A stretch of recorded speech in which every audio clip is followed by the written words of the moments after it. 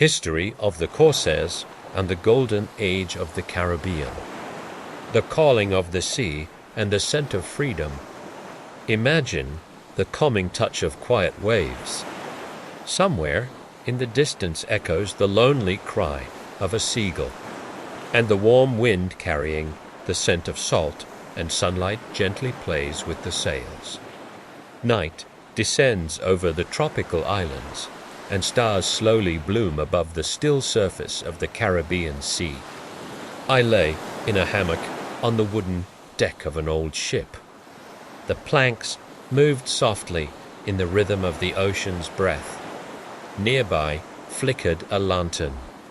Through the canvas of the sails drifted muted voices, sailors speaking in half-whispers. Once, in these very waters, lived those who chose freedom true, untamed freedom. They ignored kings, laws, borders. Their fleets carved their routes across the sea from Jamaica to the Bahamas, from Cuba to the coasts of South America. Their names spread terror, yet behind sich to live boldly. This is a tale of the age of risen piracy of free spirits who sought not only treasure, but a refuge where one could remain true to oneself, where one could live beyond rules, dissolve into sea mist, and defy the world. Tonight, we drift into that realm, into legend, into memory. There, where the ocean speaks and every wave carries a new story. Close your eyes. Take a slow breath. Let yourself rythmique calme. The Caribbean, before the age of pirates, Spanish galleons and inexhaustible wealth. Before the black flags rose above the Caribbean. Before the laughter of corsairs shook the taverns of Nassau and Port Royal. Another power ruled these waters, Spain. The Caribbean was not a refuge for rebels, but a guarded Eden, a place the rulers of the Old World wished to seize with greedy hands. Armed with maps, crosses, and royal decrees, what drew them here were riches whispered about in the courts of Europe, lands where rivers were, said to glimmer with metal like sunlight. At the heart of this colonial dream stood massive ships with towering, stern castles. There, sails swollen with wind, their cannons thundering in distant ports. These vessels were more than transport. They were the beating heart of Spanish might, carrying gold, silver, gemstones, cacao, tobacco, and countless treasures from the New World back to Europe. The galleons moved across the Caribbean as if over a great game board where every reef, every islet, every storm could become a fatal trap. Their hulls were clad in oak. Their holds were filled to bursting with silver bars from Potosi and bags of golden sand from Central America. There, routes were carefully guarded secrets. Havana became the key to the Old World, the city from which fleets departed for Seville and Cadiz, Spain's greatest ports. Forts and artillery batteries protected Havana from the sea. Watchtowers guarded it from land. On maps of the era, it was marked as the center of all American commerce, a jewel Spain vowed to defend at any price. But abundance breeds envy, and envy is the fiercest storm. Every galleon heavy with treasure left behind, not only a wake, but a trail of rumors. Rumors whispered by English, French, and Dutch privateers, predators watching the shoals of peaceful ships. Early attacks on galleons began as far back as the mid-16th century, long before the golden age of piracy. These were not random robberies, but intentional political strikes sanctioned by rival crowns, aimed at weakening Spain's dominion. Still, Spain ruled unquestioned, for a time. Their navigational charts guarded more tightly than silver held the secrets of the sea. Their captains, skilled mariners, read the stars and skies, sensing weather by the trembling of a sail. Their sailors knew that a voyage was not merely a journey, but a trial under tropical heat, in damp dark decks among barrels of spices, chests of treasure, and dwindling stores of food. The Caribbean was beautiful and merciless. Emerald forests leaned over ivory sands. Coral shoals shimmered beneath calm waters. But beneath the surface lurked constant danger. Indigenous peoples, who lived here long before the Europeans, had already suffered deeply from disease and conflict. Spanish outposts rose among the palms, missions, forts, watchtowers. The Caribbean of that era was like a priceless vessel overflowing with both gold and blood. And while priests whispered prayers on galleon decks, and coins rang in the holds below, shadows began to gather in hidden corners of this paradise, fugitives, outcasts, men hungry not for law but for freedom. Their moment had not yet come, but the ocean already sensed them. Spain, drowning in the wealth of the New World, grew more vulnerable. Treasure, fleets should have strengthened the empire, but instead they attracted thousands of enemies. England, France, and the Netherlands, their crowns burning with jealousy, began sending soldiers and privateers into the Caribbean. The sea became a battlefield for an undeclared, endless war. Spain sans Felipe in Havana, San Marcos in Florida, El Morro in Puerto Rico. But even this was not enough. Treasure increased, and with it the number of eyes watching. The birth of the buccaneers, hunters, outcasts, and the first free people of the sea long before the Jolly Roger fluttered in the Caribbean wains.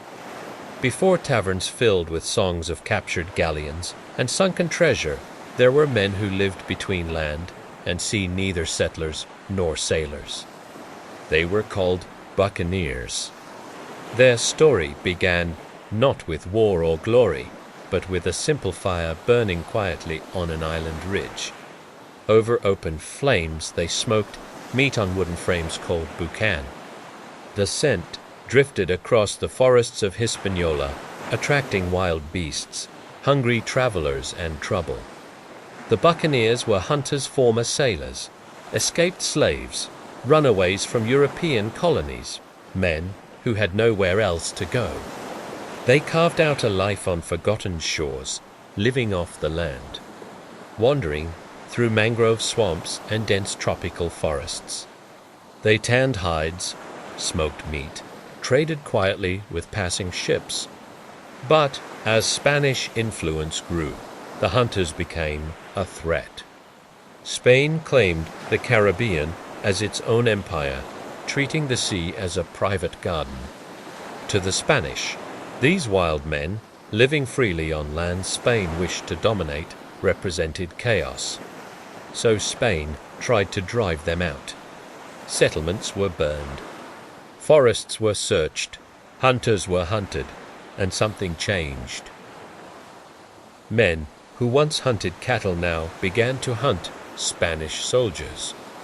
Those who once sold smoked meat now carried muskets, cutlasses, and long-barreled flintlock guns. Buccaneers moved from the forests to the coasts and then to the decks of stolen ships. They discovered something vital. The sea offered more freedom than any island ever could. And so began the transformation, quiet at first, but unstoppable. Hunters became raiders. Raiders became privateers. Privateers became the first generation of pirates. Their stronghold rose on the island of Tortuga, a place as wild as the men who lived there. Tortuga was small, but perfectly positioned, close to Hispaniola, far from Spanish control, surrounded by hidden coves, reefs, and beaches ideal for ambush. It became the home of outcasts, rebels, and dreamers. A port where no flag held authority except that of the buccaneers. Taverns appeared, frillst, from Trunkstonbrot. Then makeshift shipyards, where carpenters patched hulls of captured vessels. Around the fires at night, plans were whispered for raids, for voyages, for survival. Here, away from kings and laws, the idea of true freedom was born. It was on Tortuga that men realized a captain could be elected, not appointed. Booty could be divided equally, not stolen by nobles. Every sailor had a voice, every voyage a choice. In an era when the world was divided by crowns, ranks, and rigid hierarchies, the buccaneers created something revolutionary, a society where the poor could challenge the mighty. The kings of Europe feared them not only for their muskets, but for their ideas. Meanwhile, Spain tightened its grip on the Caribbean. More forts were built. More soldiers arrived. Treasure fleets grew heavier and more numerous. But the heavier the treasure, the greater the hunger of those who sought it. Soon, from Tortuga, the first great raids would begin, raids that would echo across to continents and change the history of the sea forever. Night after night, beneath lantern light and the whisper of palm fronds, the buccaneers sharpened their blades. Loaded their muskets, waited for the right wind. And the Caribbean, once ruled by a single empire, prepared to witness the rise of a new kind of power untamed, unpredictable, and born of fire and salt. Tortuga, the island of shadows and freedom, Tortuga was not just an island, it was a heartbeat.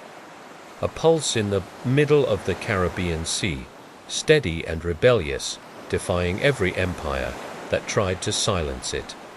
By day, the island seemed almost peaceful. Beaches curved like pale crescents, waves rolling onto the sand in slow, hypnotic rhythm. But as the sun dipped below the horizon and the sky shifted into deep purple, another Tortuga awakened. The Tortuga whispered about in taverns from Havana to Port Royal. Lanterns flickered to life across the shore, glowing like embers scattered by the wind. Wooden docks creaked under the weight of arriving ships. Voices rose, laughter, shouts, toasts. 100 accents, 1,000 stories. On Tortuga, languages mixed like spilled rum. French, English, Dutch, even Spanish spoken by deserters who turned against their own crown. Here, everyone was equal in hunger, chaos, and ambition. There was no governor strong enough to rule this island. The only law was the law agreed upon by those who carried muskets and sailed under storm-torn sails. And among the many taverns, one stood above the rest, La Vache Noire, the Black Cow. Its walls were patched together from stolen ship planks. Its windows were open holes in the wood, letting in the smell of the sea. Inside, the air was thick with tobacco smoke, spilled ale, and the rough music of drunken sailors tapping knives against tables. This tavern was the heart of Tortuga because it was here that voyages began. A man could walk in a hunter. He could walk out a captain. Maps changed hands under candlelight, drawn on scraps of parchment or stitched onto old cloth. Stories flowed, stories of Spanish treasure, fleets heavy with silver from Peru, gold from Colombia, emeralds from the mountains of Santa Fe. Most stories were rumors. A few were true. And the difference between rumor and truth often led to life or death. Amid all this chaos stood the unofficial leaders of Tortuga, the captains whose names echoed like thunder. Francois Lolonais, the man who feared nothing except peace. Mathurin Desmarest, the patient strategist. The Flies, a Dutch brotherhood of silent killers.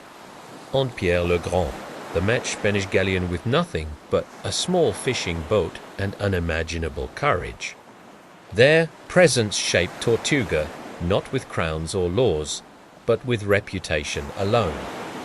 But Tortuga was more than a refuge for hardened men.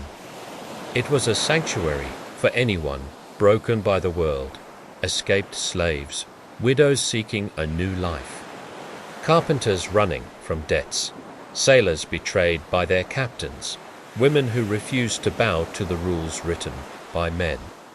They built tiny homes along the shore, roofs made from palm leaves, walls etched by storms. Children played in the sand, chasing each other between overturned boats. Artists, healers, and storytellers arrived too, because even pirates need legends, and even rebels need songs. On d'abord Valtelai.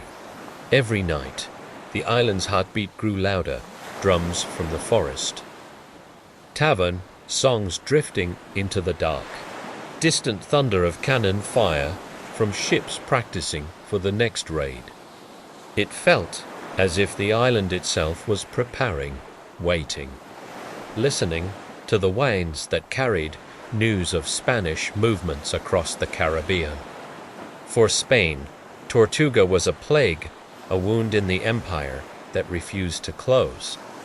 For the buccaneers, it was home, the place where men returned not for rest, but to become more dangerous than before.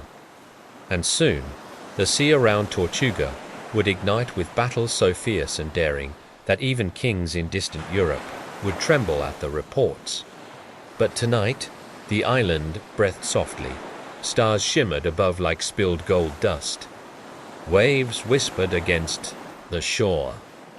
And in taverns, by candlelight, men traced their fingers along maps, dreaming of islands yet unseen, ships yet captured, and glory waiting beyond the horizon. The age of the buccaneers had begun, and the Caribbean, calm for now, held its breath. The beginning of the hidden war, pirates versus Spain. The Caribbean sea did not become a battleground of human wills overnight. At first, it was simply water-warm, shimmering, indifferent to the fate of ships. But the more gold the galleons carried toward Europe, the louder the sea echoed with whispers of greed, footsteps, and schemes. No empire could hold that many riches without drawing the attention of those who lived in the shadows of its greatness. And so the war began. A war with no declarations, no marching drums, no royal speeches. It was born in a tavern over a mug of rum, in hushed conversations in hidden coves, in the hearts of men who had nothing left to lose, and from such wars legends are born. The first blows, Europe's corsairs England, France, and the Netherlands had long dreamed of tearing at Spain's vast dominion. But sending full fleets would provoke an open conflict none were yet prepared for. There was, however, another way, quiet, dirty, convenient.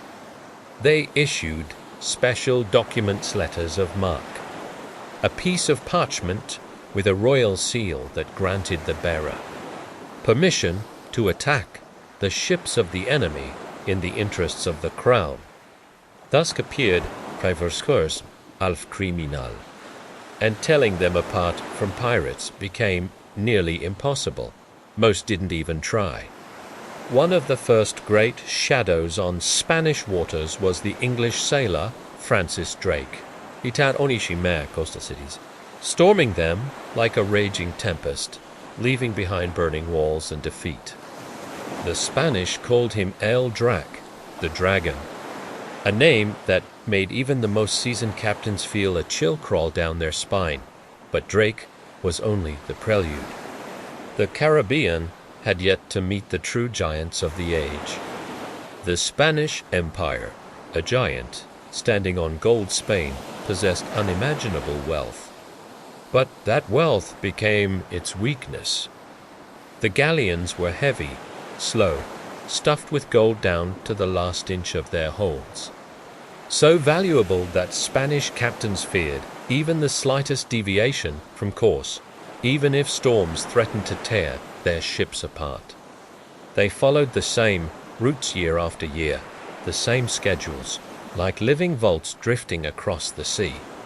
The very path of gold seemed to shout into the world, "Take me." Spanish governors built forts, set cannons, and formed convoys. But the sea was too vast, too unpredictable, and too many men saw in it a chance to change their destiny. And these men were drawing closer every year. Birth of a brotherhood, the buccaneers gather. As a pack they arrived in the Caribbean one by one, hunters from Europe, runaway sailors, adventurers who had lost everything, even men fleeing from the law. But the islands reshaped them all the same. At first they lived as hunters-buccaneers, drying meat on wooden frames, trading hides for powder and rum. But hunting brought only survival, not prosperity. More importantly, every day they watched mighty galleons pass nearby, ships whose holds carried the fortunes of empires. And someone, somewhere, first said aloud what all were thinking: why should we, who know the sea best, settle for scraps? So hunters became sailors, chance meetings became crews, crews became fleets, and fleets became a force no empire could ignore. The first true attacks in the evening mists, under the pearly glow of the moon, fast and agile ships appeared near the Cuban coast, not as mighty as galleons, but swift predatory. Their captains knew every nighttime gust of wind, every hidden rock, every path where Spanish patrols vanished after sunset. And they struck, quietly, suddenly, boldly, like a pack of wolves of the sea. Galleons, once believed invincible, were suddenly vanishing. Spain found burned, empty hulls sometimes, without a single survivor aboard. The gold had disappeared, the silver too. Its path could be traced only by the scars it left on Spanish pride. For the first time, Madrid realized the enemy was already inside their sea. Awakening of the Caribbean, nightmare, but the worst was still ahead. This was only a prelude, only a test of strength, only the first steps of those who would soon become legends. Dark, brilliant, ruthless, yet irresistibly free. Their names had not yet thundered across the world. But the sea already felt their approach. The islands held their breath. Havana mounted new cannons. Cities strengthened their walls. Spain began to panic. And the pirates smiled. Because the real hunting season was just beginning. And in the quiet depths of the Caribbean night, a new era whispered its arrival, one that would change everything. These were smugglers, hunters, traders, thieves, and deserters. Among them, a special place belonged to the buccaneers Europeans. Mostly French-settled islands. At first, they lived by hunting wild cattle and boar, preparing smoked and dried meat. Their name came from the word bacana, wooden rack used for slow smoking. But there, hunting life did not last long. Freedom-loving by nature, armed and hardened by harsh conditions, they soon found another use for their knowledge of the terrain and hidden jungle paths.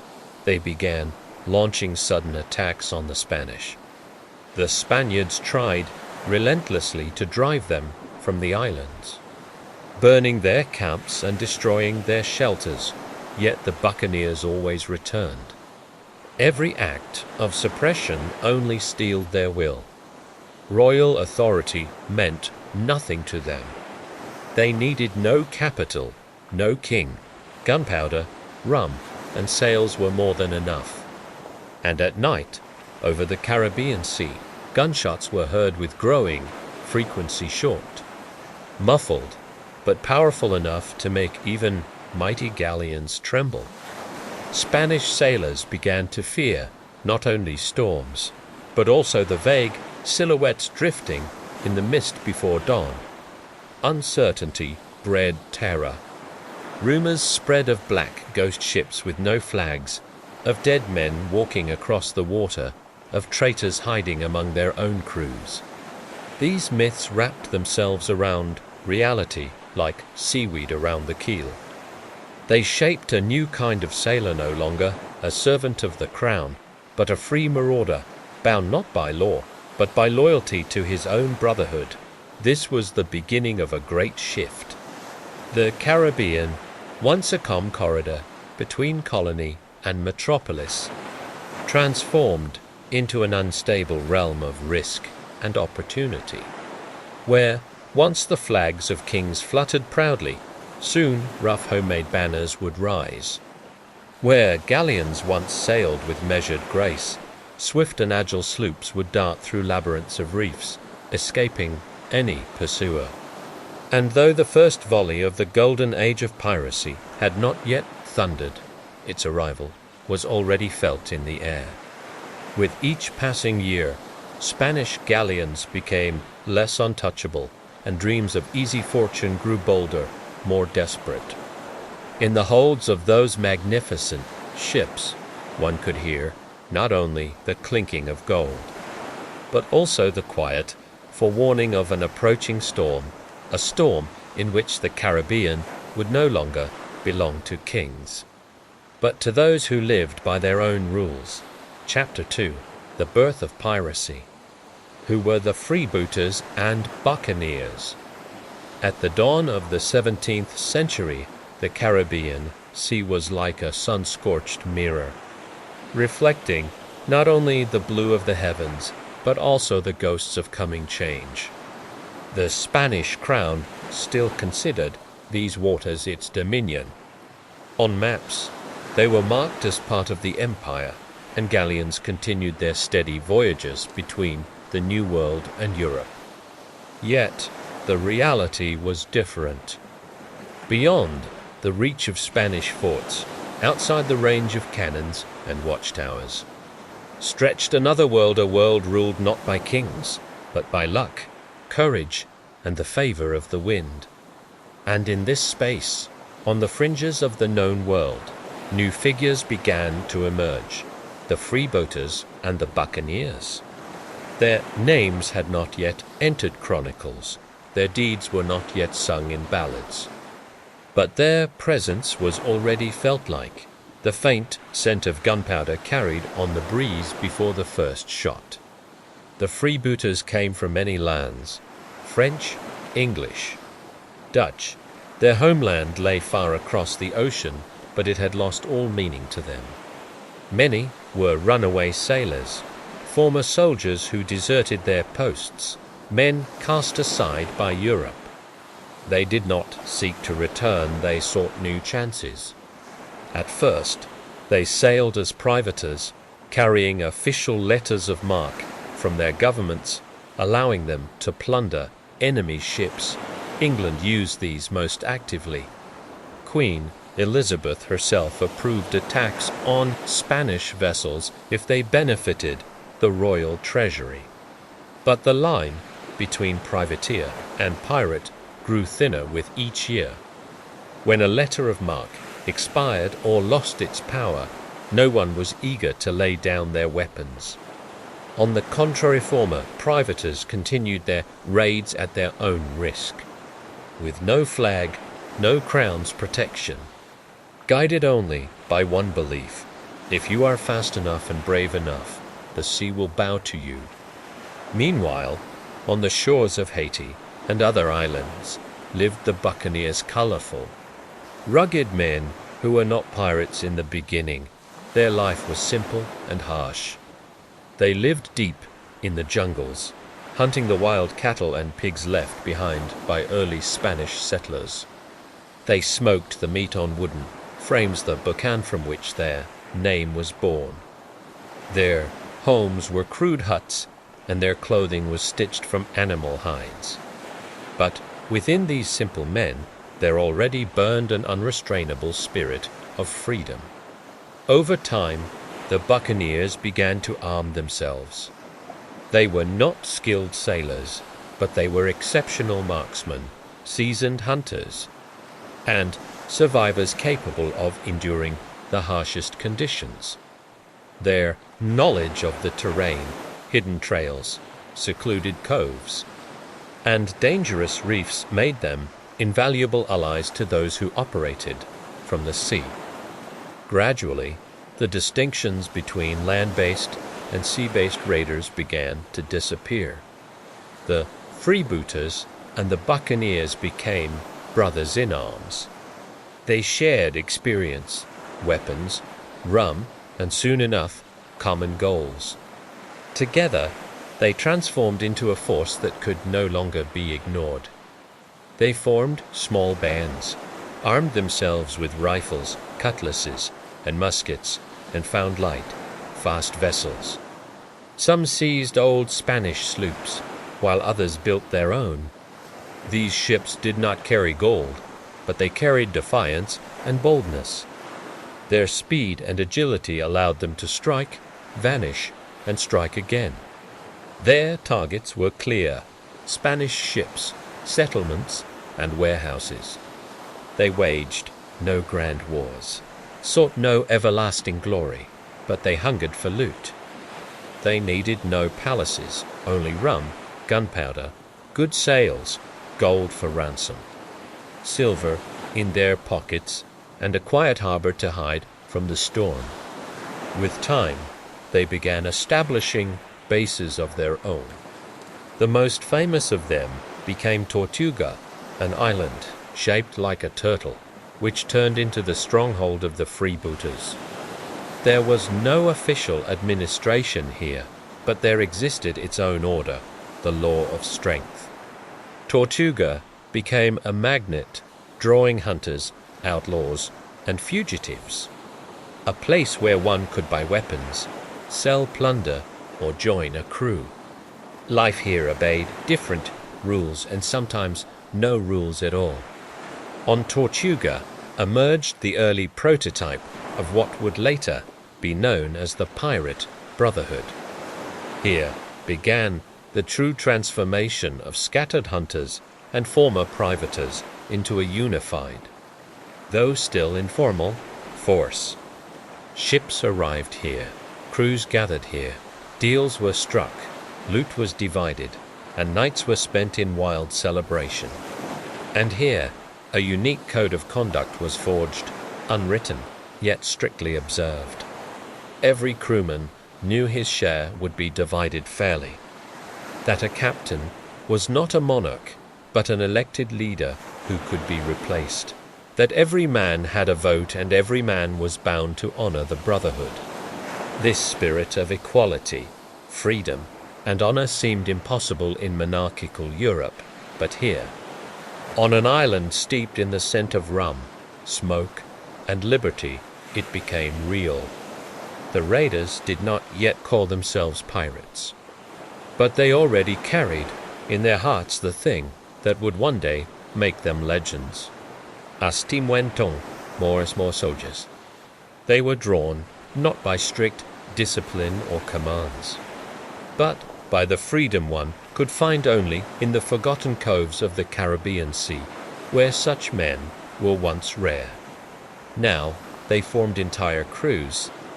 Some deserted their military careers, others fled merchant ships, others simply could no longer live under the authority of the crown. What united them was a shared desire to escape the old order and venture into a realm where laws lost their power.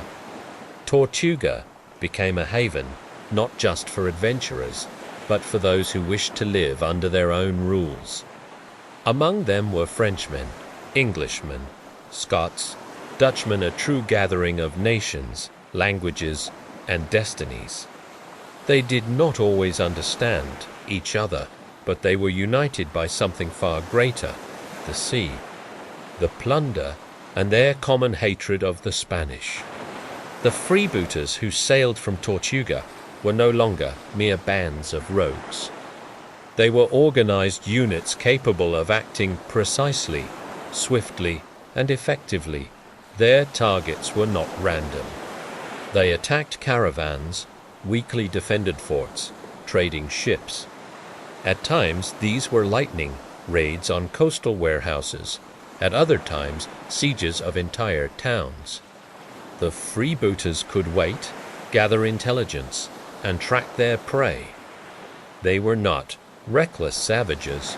Their success depended on precision and calculation.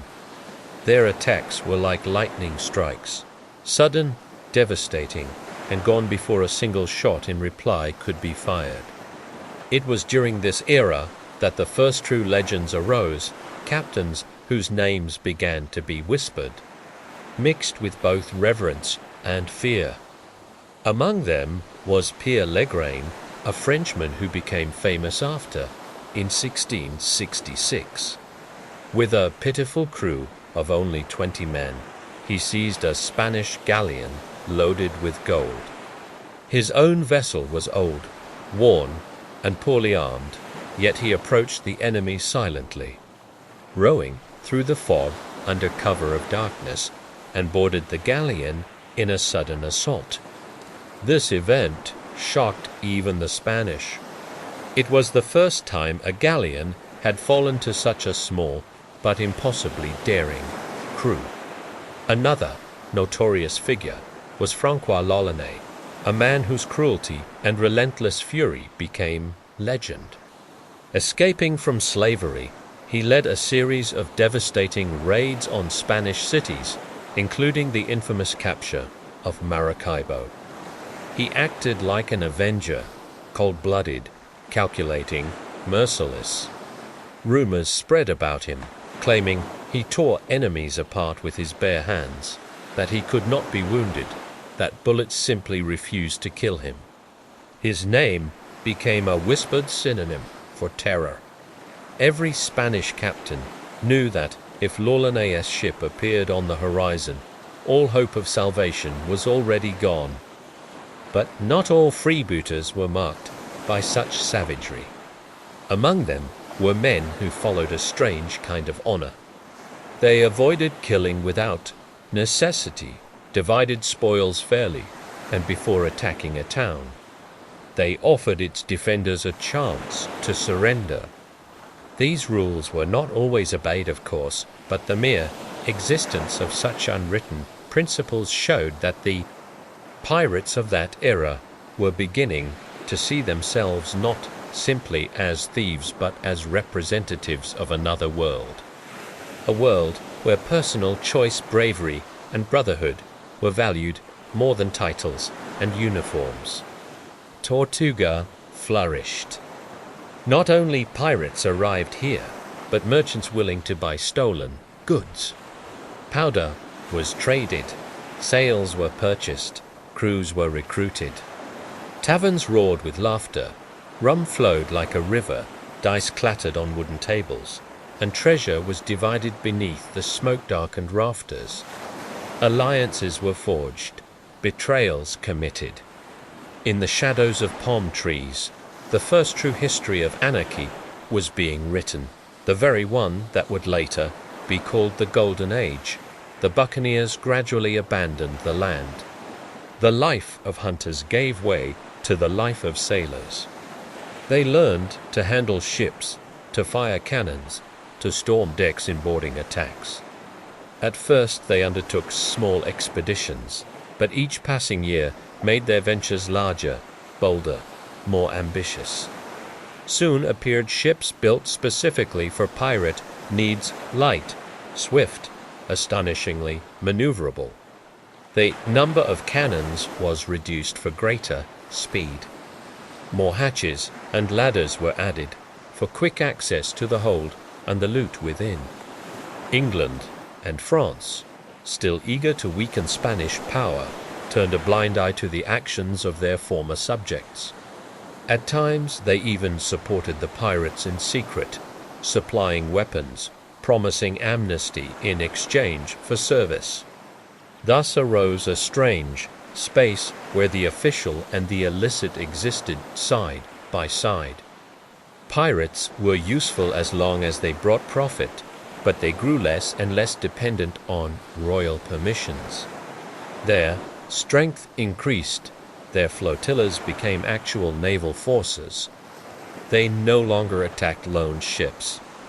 They became a threat to entire ports. They besieged cities, dictated their own terms, and could no longer be ignored. Thus, out of gunpowder, rum, desperation, and the glitter of stolen gold coins, true piracy was born, not merely as crime, but as an alternative path, a challenge to the established world order. A realm where the ship was a state, the captain an elected leader, and the brotherhood the only law. The golden age had not yet arrived, but every raid, every captured port, every song sung by a fire on Tortuga drew it nearer, like a rising tide slowly approaching the shore. The sea was ceasing to belong to kings. It was passing into the hands of those bold enough to sail against the wind. Asterisk, asterisk, but it was precisely during this brief period that legends arose and passed through the centuries. The pirates stopped hiding in coves. They acted openly, boldly, spreading terror. They were capable of attacking not only lone ships but entire convoys. They plundered cities, imposed naval blockades on ports, dictated their own terms, and at the same time they formed a distinctive way of life with their own symbols, rituals, speeches, music, and even a kind of ideology. They addressed one another as brother. Their fleets were called brotherhoods, founded not on blood ties but on personal choice. In a world where aristocrats received privileges by birthright, the pirates chose equality. On their ships, the opinion of any crew member carried weight. Before each raid, a gathering was held where they decided who would lead the crew as captain. The leader did not possess unlimited power. He followed the will of the majority. He could be removed through re-election if the crew considered his actions cowardly or unjust.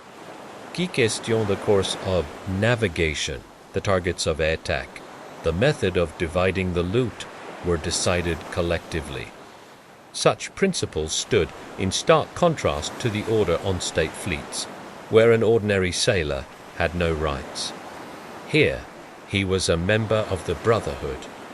Of course, this fellowship was not always harmonious or ideal.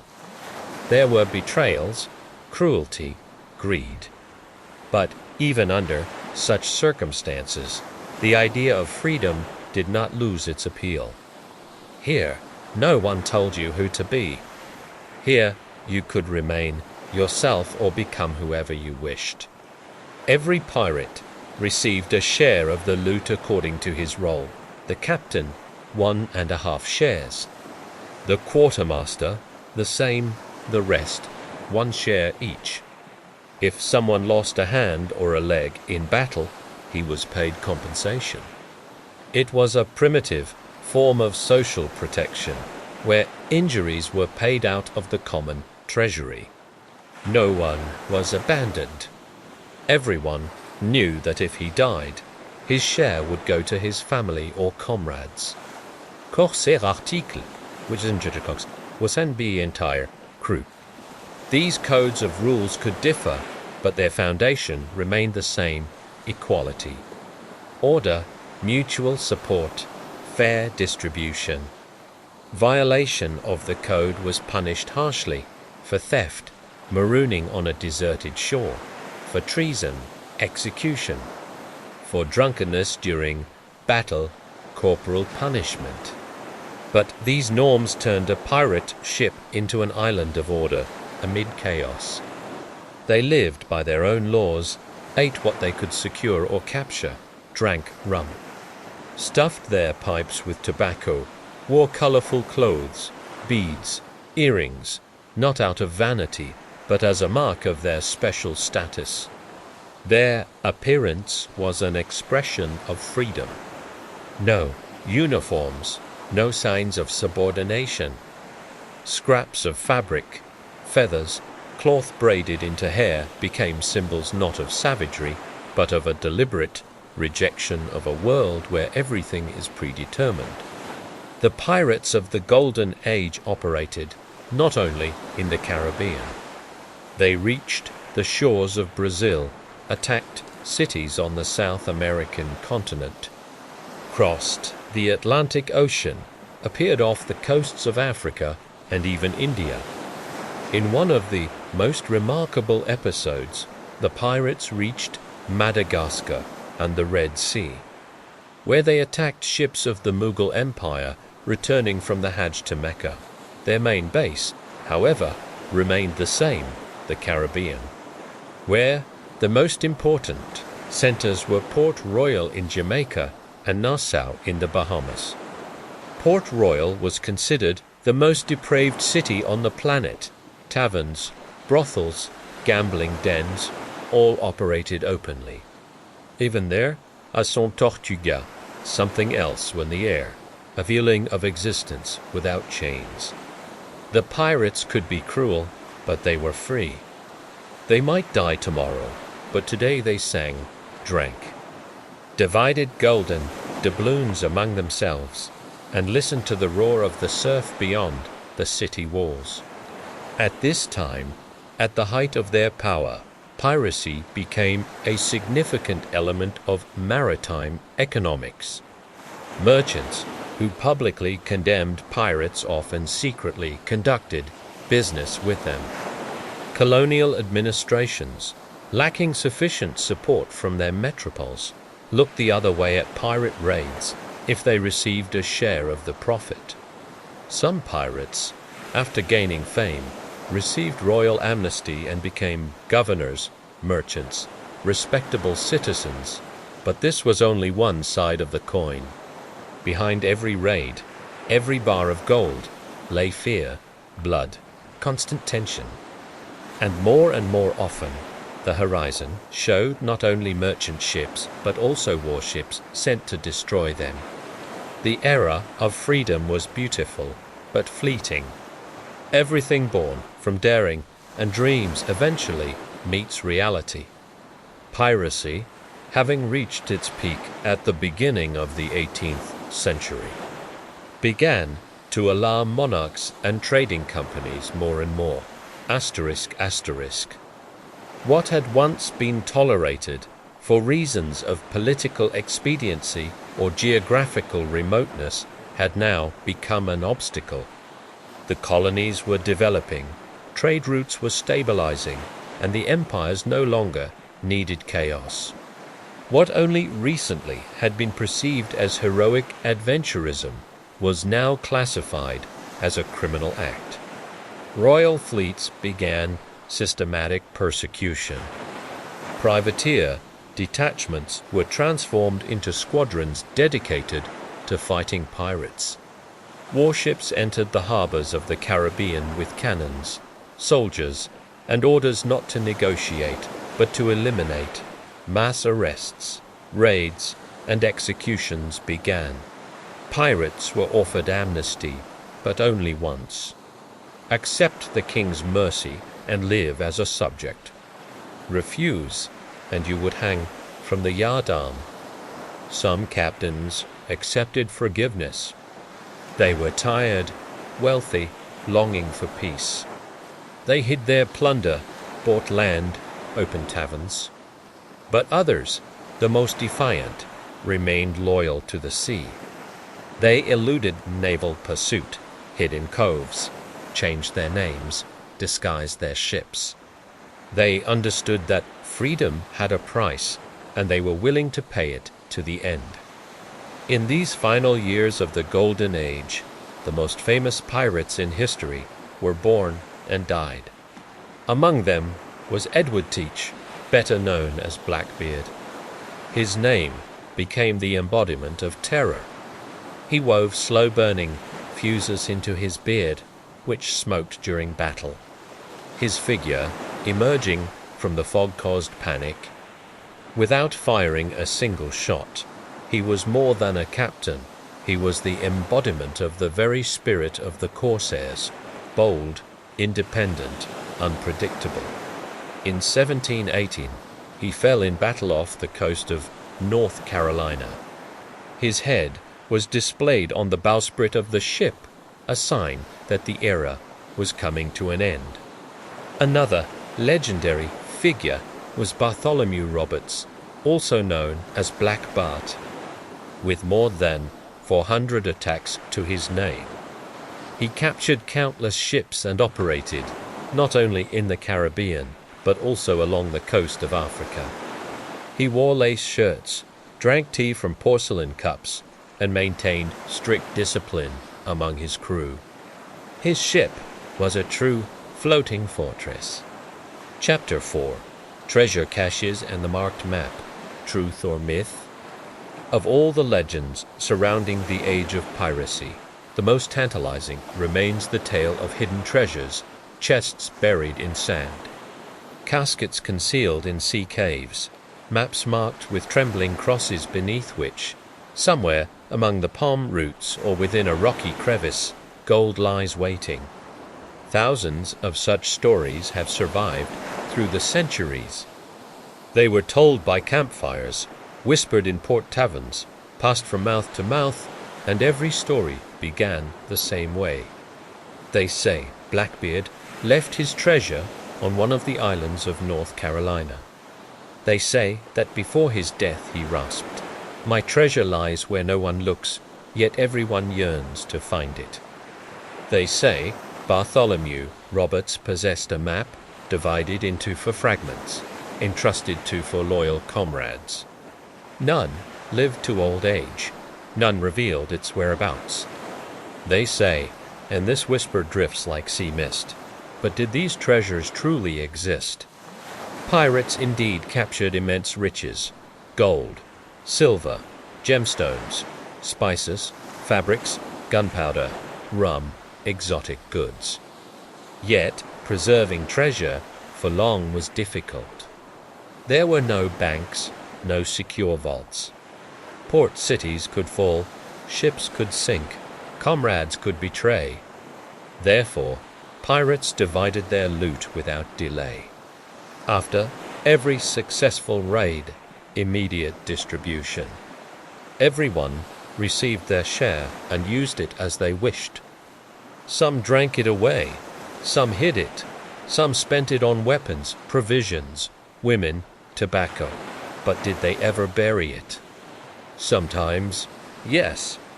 If the crew knew they needed to hide, if patrol ships were on their trail, if there was no time, then they might conceal part of the loot in a secluded bay on an island deep in the forest. But rarely, very rarely, did anyone return for it. And so legends were born. Someone hid their treasure and never came back. The treasure remained, covered by sand, oblivion, and the slow march of time. These stories of hidden wealth became part of pirate mythology, forming the image not only of greedy marauders but of romantic adventurers who left behind not only terror but also hope, the hope of discovering riches. Every new tale of a buried treasure fanned the public's fascination with pirates, creating an atmosphere of mystery and expectation. Thus, in the public imagination, piracy came to be associated not only with violence and robbery, but with quests, adventure, and the dream of freedom and fortune found in the most unpredictable corners of the world. And though many of these stories were pure invention, they endured, passing from one generation to the next as symbols of yearning and the desire for liberty. Some maps indeed existed, drawn on tanned leather, scraps of sailcloth, torn pages of ship logs. Sometimes for personal use, sometimes as a ploy. There were even fake maps that pirates planted on their enemies to distract them or lure them into a trap, asterisk asterisk. But most pirate maps known to us came from literature, from Treasure Island, from adventure novels of the 19th century, where the map with an X became a symbol not of reality, but of a dream. And yet, people still search. Every decade, someone sets out in pursuit of a true pirate treasure with a metal detector, with a shovel, with books, and sometimes with the heart of a boy. For inside each of us lives something that believes. Somewhere, beneath a palm tree lies a chest. Somewhere rests a skeleton with a key. Somewhere, the final riddle is hidden. En Iceland, off the coast of Canada, people have been searching for treasure for more than 200 years. Legend says that something grand is buried there: gold, manuscripts, perhaps even the treasures of the Templars carried away by pirates. Excavations have been made, traps discovered, mysterious objects found, but the treasure itself has never been uncovered. Yet, the search continues, for perhaps the treasure is not gold at all. Perhaps it is the story itself, the process, the anticipation. Thus these tales wander, not across the waves, but through human hearts. Everyone who listens becomes a participant in the quest. Even if you simply lie in bed with your eyes closed and on the edge of sleep imagine yourself holding a map, its corner fluttering in the wind. Before you, beyond the gates of the island, opens a white, silent, forgotten beach, and you take your first step onto it. Sometimes stories of treasure are not merely inventions, but traces left in the earth. On San Andrés Island, near the coast of Nicaragua, old islanders still tell stories of hidden caves where chests were supposedly buried by pirates fleeing the Spanish fleet. Some claim that in their youth they found fragments of chests, rusted locks, and decayed remnants of cloth. Archaeologists treat such tales cautiously, but locals remain convinced. Beneath their feet may lie gold, not mythical, but quite real. In Panama, near the old city, ancient coins are occasionally unearthed, Spanish, French, colonial. It is as though heavy rains wash them out of the earth. Some of these finds are linked to the age of piracy, when ships heavy with plunder anchored off these coasts and hid part of their cargo to avoid losing everything if pursued. Sometimes, discoveries hold even deeper mystery. In 2015, off the coast of Colombia, the remains of the galleon San Jose were found, one of the richest ships in history. Sunk in 1708 after a battle with English vessels. It carried gold, emeralds, and silver worth billions today. And though this is not a pirate treasure in the strict sense, the very idea of a treasure resting on the seabed for centuries, as if awaiting its hour, breathed new life into the myth. People once again spoke of the lost, the forgotten, the hidden, of those who buried and those who searched. There is also a legend of treasures found and then hidden again. Old fishermen in Jamaica sometimes share stories of friends or relatives who once truly stumbled upon a chest or clay vessel filled with silver coins. But instead of announcing the discovery, they divided it in secret, covered their tracks, or even reburied what remained. Because treasure is not only wealth, it is a heavy burden. It draws unwanted attention. It changes people. It turns joy into suspicion. Thus many believe. It is better to dream of a treasure than to possess it. Yet myths continue to live. They are stronger than facts. They require no proof, for they speak not to reason, but to imagination. We love to imagine that somewhere, in a deep cove, in a cave accessible only at a certain hour of the tide, lies a wooden chest bound in iron, its lock crusted with salt and moss. Inside there is not only gold but the breath of the past, letters, rings, amulets, objects once touched by the hands of those who lived in another age, things that do not shout but whisper. The map, marked with an X, is not just an artifact. It is a symbol, a path. It is the thought that somewhere in the world a mystery exists. That amid the ordinary there is something sacred meant only for you.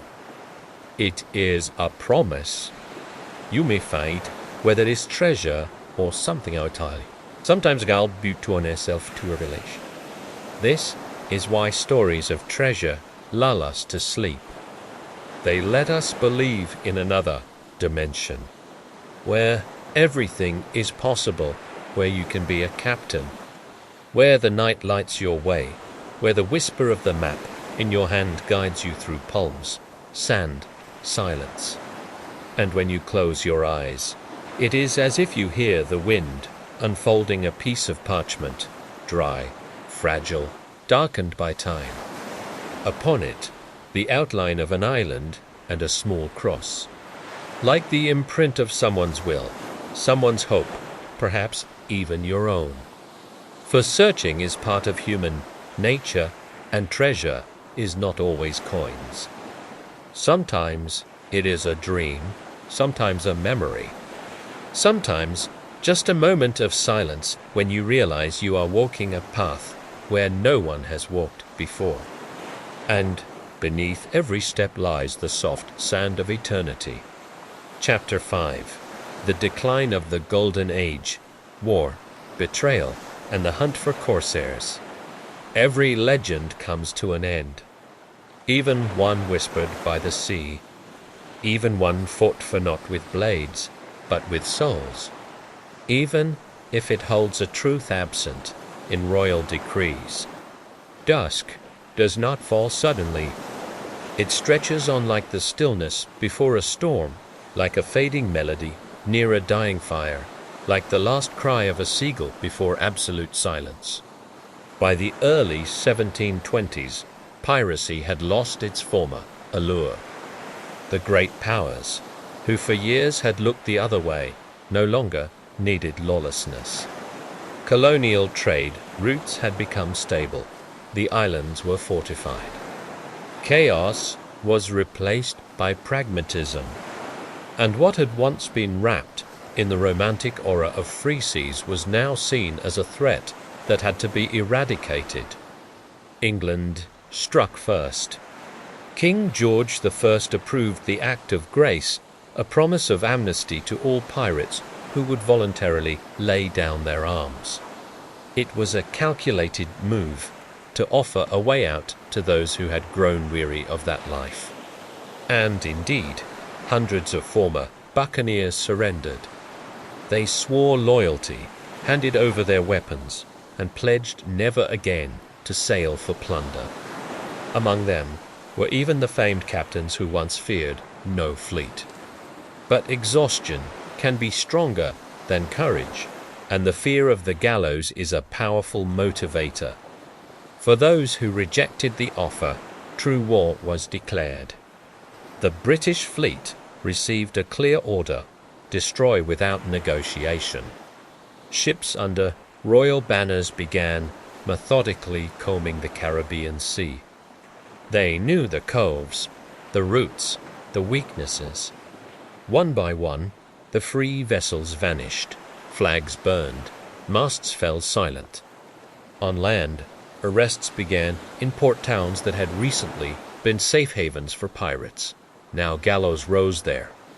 Anyone suspected of aiding corsairs risked ending life in a noose.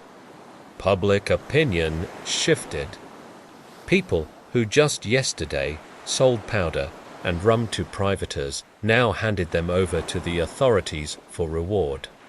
Betrayal became a new form of currency. It could buy forgiveness, guarantee safety, bring silver. Some captains continued to resist. Charles Vane, for example, rejected the amnesty, fled with part of his crew, and tried to live outside the law. Bold and unpredictable, he was soon captured. Taken to Jamaica, he was tried and executed. Gallows were erected right on the shore, in view of passing ships, a warning etched into the horizon. Others, like Bartholomew Roberts, refused to surrender until the very end. He led his crew through dozens of battles, won victories, terrorized ports, and captured countless ships. But fate found him too. Killed in combat with a British warship, his body was buried at sea to prevent legends from forming around it. On land, pirate strongholds, like the one in Nassau, were dismantled. Places where rum once flowed like rivers, where dice clattered and decisions were made by vote, now housed military garrisons. Where once pirates lived by their own code, royal decrees were now read aloud. Life returned under the shadow of law, or, as pirates would say, under the yoke. But the worst was not the cannons or the ropes. The worst was the silence that followed. The brotherhood fell apart. Those who had called you comrade yesterday now fled, hid, or surrendered. The sea, once teeming with unflagged sails, grew empty.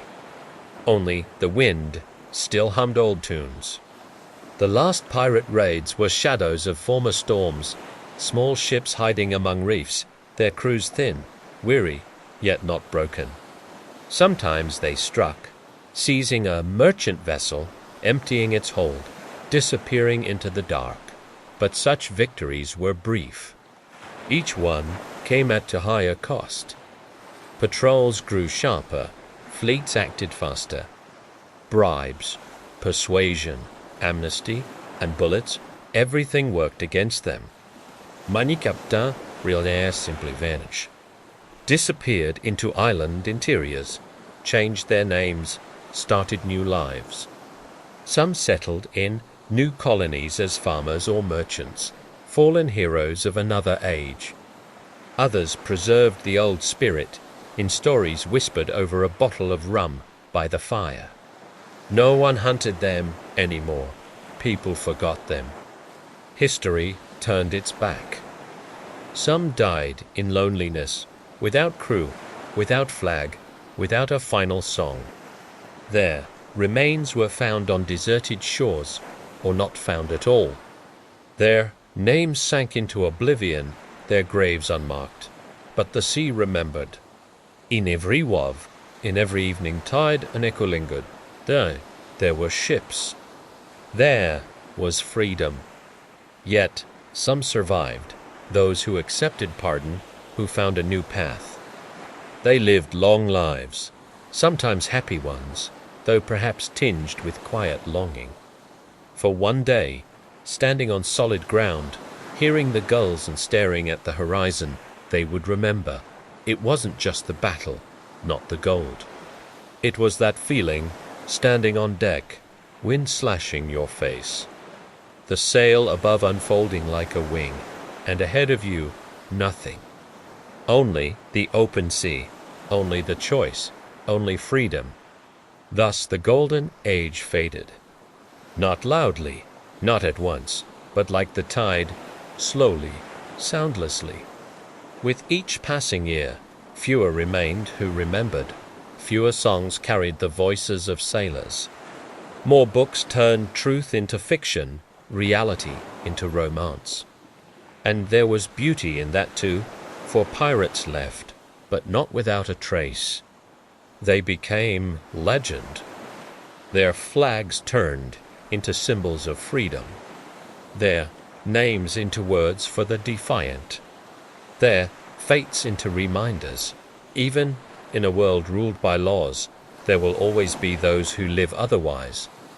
The memory of them lives not in textbooks, but in the way a person looks toward the horizon, in the way one lies awake at night, in silence, dreaming not of glory, but of the wind, of a distant island. of a life without chains. The era ended, but the legend began. And in that, they found their immortality, conclusion, the memory of the romantic corsairs. Like old legends, continues to live even today. When an entire age comes to an end, only traces remain, traces blurred by the tide, scattered by winds, lost among dusty folios.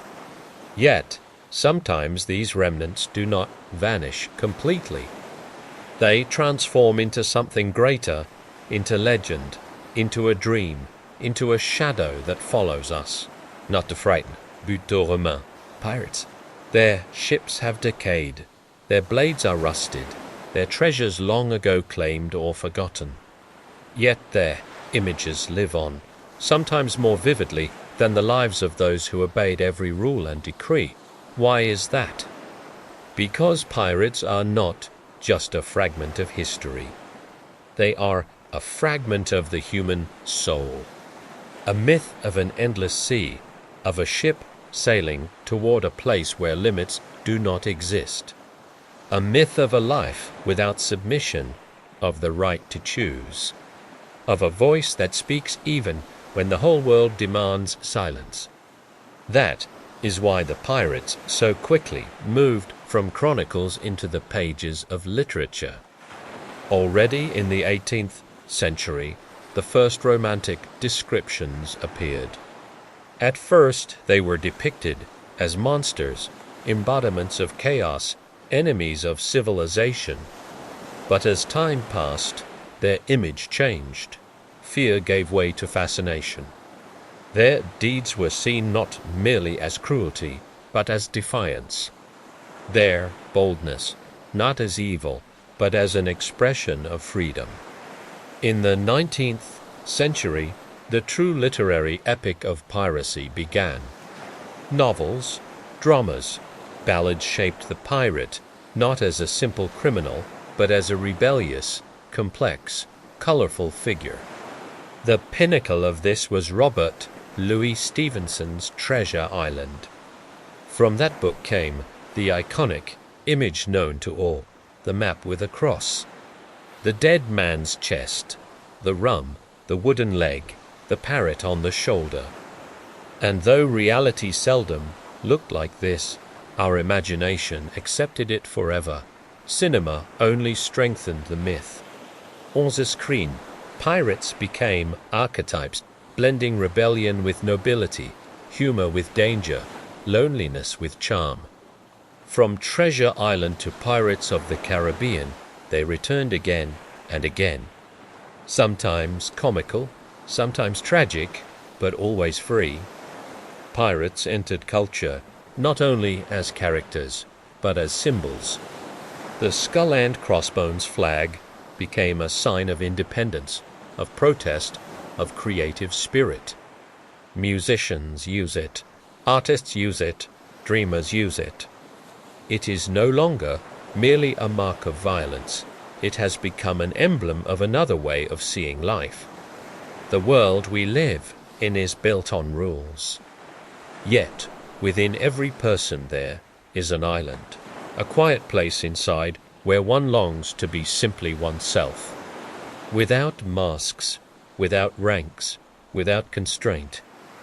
And on that inner island, on the private horizon of our imagination, there is always a tiny silhouette of a ship, and someone aboard it who sails not because they are ordered to, but because they choose to. The memory of pirates is not merely a tale of plunder. It is a tale of choice, of those who chose their own path, even when it led straight into the storm. And that is why, when we read about them, listen to their stories, or watch their films, we unfurl a sail inside ourselves. Today, pirates live in books and movies, in games and festivals, but they live in us as well. In everyone who has ever dreamed of breaking free. In everyone who has stood on the threshold of the familiar and wondered, what take the other path, done with no map, no guarant, Gaintian hard compass? Perhaps this is their true legacy. Not gold, not legends, not hidden chests, but the reminder that a person is free, that you can raise a sail even if the whole world says don't, that you can be yourself not because of, but in spite of, that even among storms one may find their own course. The pirates are gone, but their images remain. They have become our mirrors, our dreams, our quiet truth hidden beneath the layers of everyday life. And perhaps that is why this story sounds like a fairy tale, like a lullaby, like a song beside a fire. Not because it is fiction, but because it is us. And when you fall asleep, and the world grows quiet, and everything becomes light and gentle, like the rocking of calm waters. Dito yuerita dinalonlibol. It sways on the mast, the wind moves through the ropes. The sail unfurls, the ship drifts away from the shore, you are aboard. And wherever the course may lead, it is your path. Sleep well, Captain.